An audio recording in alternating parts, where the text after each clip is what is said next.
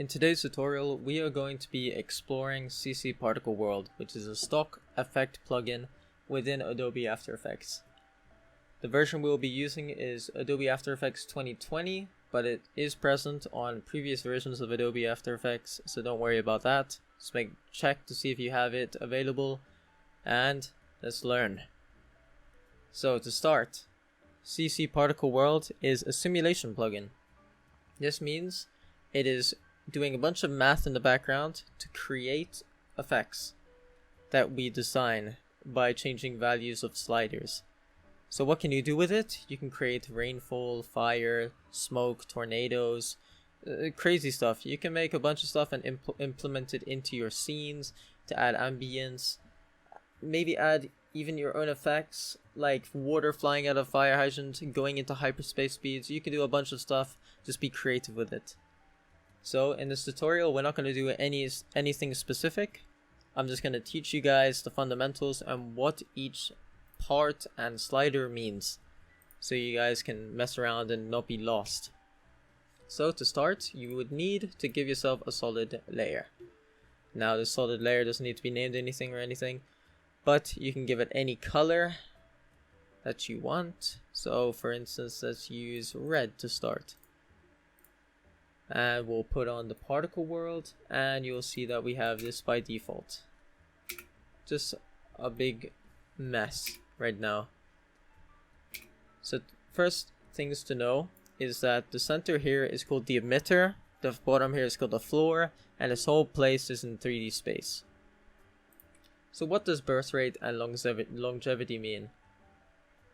So birth rate is how many particles are going to spawn out of the emitter. So you can turn it all the way up and you'll notice that's a lot of particles.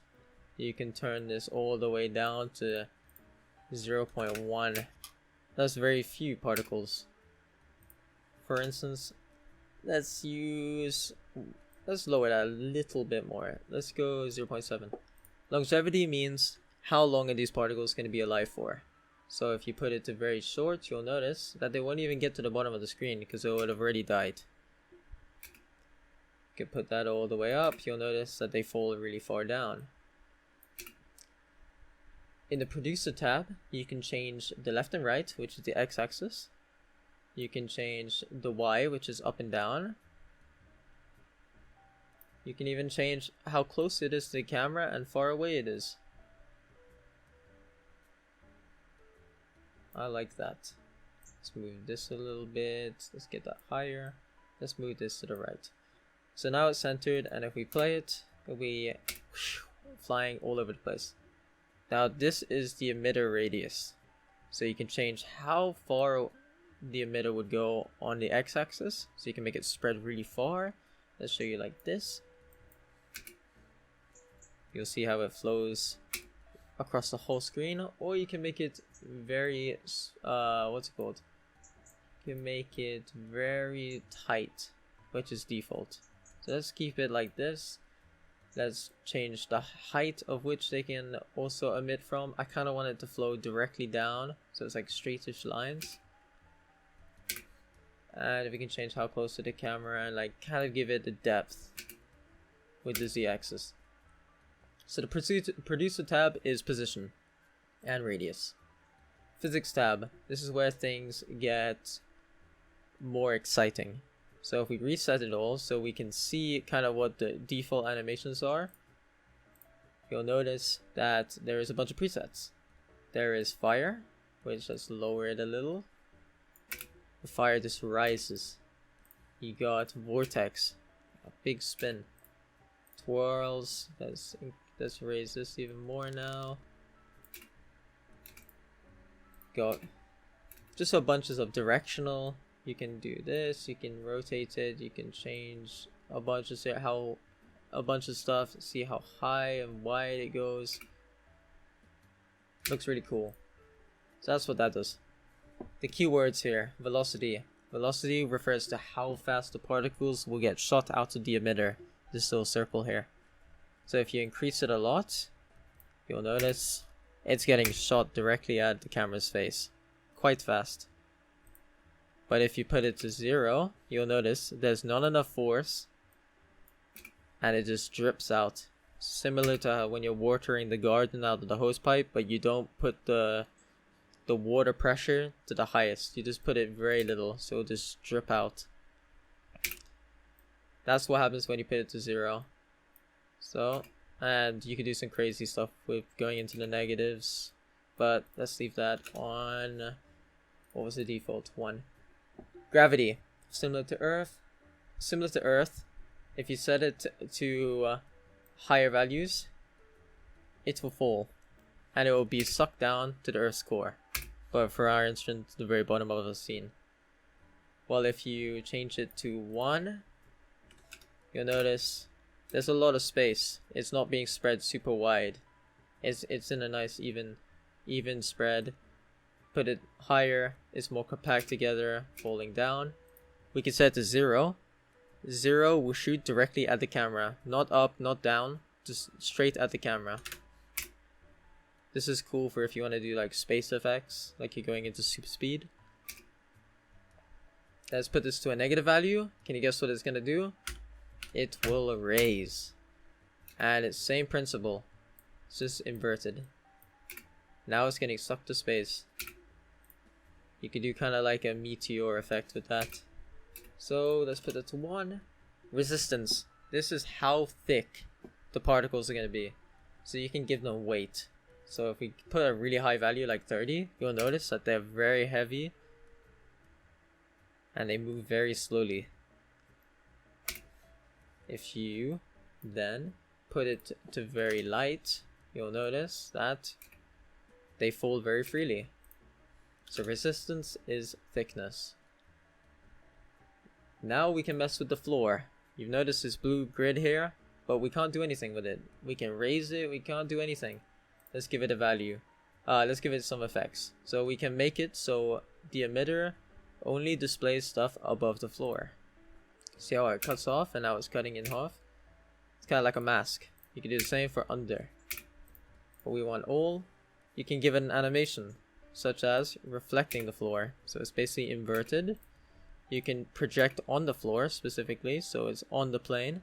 This is good for if you have a 3D environment and you want to stick elements on specific objects. You can give it an action. My favorite is the ice one, because it slides all across it. You can give it glue, which sticks the particles to where it's landing. And there's the bounce, which bounces, and you can change how bouncy it is. But we don't want any. Now that we've explored floor, let's get into the fun side, which is the particles itself. We can change the shape with all these defaults. You can make it stars. You can give it bubbles. You can do more detailed graphics. You can put your own image where it says textured. You can add whatever you like into the scene. So, let's say you have an image of a flower.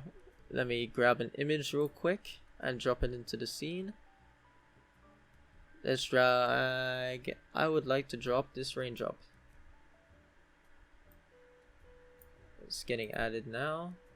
Give it a second while it loads. Okay, we have a raindrop in our scene now. Nice.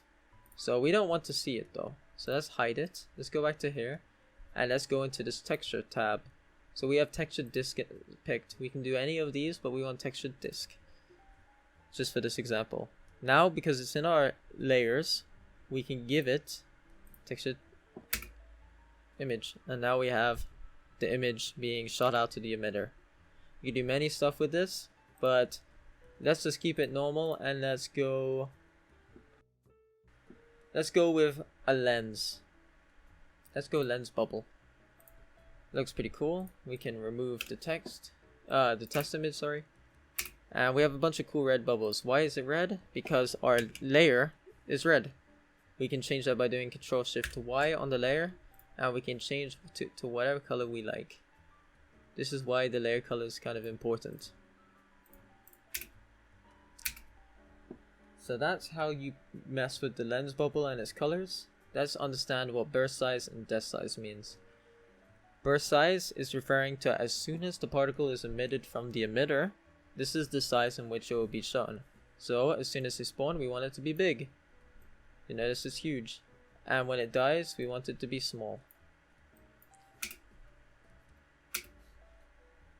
What size variation does is it's a percentage value, and if we put it to 0, it means they will all be the same size on spawn. But if we change that to 100%, it means no matter what, they will be random. They will follow the same principles as burst size and death size, but they will be random on spawn, and they will adapt to the burst size and death size accordingly. Opacity is how much you can see of them, how bright they are. And now we get to opacity map. You can do some crazy stuff with this, like zigzags, so you can make it so half of them are gonna explode in your face, like that. You can make it so they're always visible. It's kind of a mess. Or you can give it like a nice slope. This is something that's more specific. Let's go to color map. So the thing about this is because we have we've chose lens bubble, and that is altered by the solid color's color itself. This doesn't matter. This section right here. However, let's say we're doing lines. Now this is where it gets fun. You got birth and death. So when they spawn, let's say we want it to be blue. When they die, we want them to be green. Actually, purple. Let's lower the birth rate.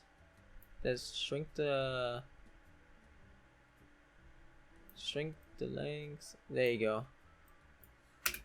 You'll see very vividly which ones are spawned and which ones are dying.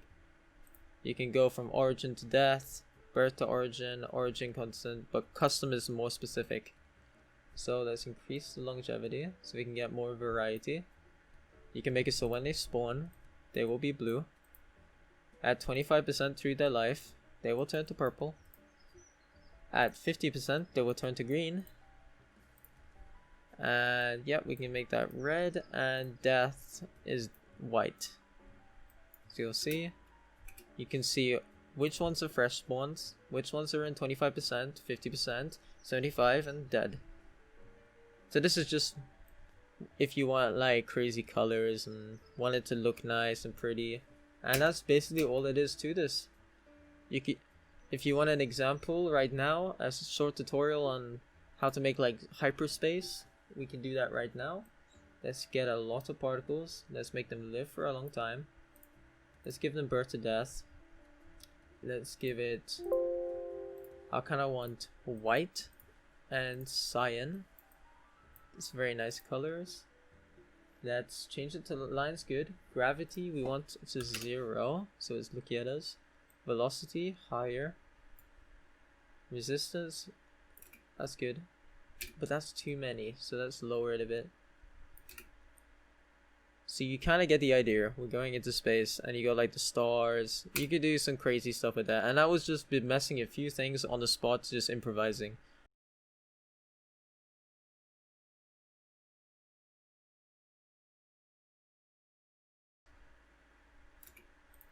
But yeah, I hope you enjoyed this tutorial on CC particle worlds, and I'm looking forward to see what everyone can make. Thank you.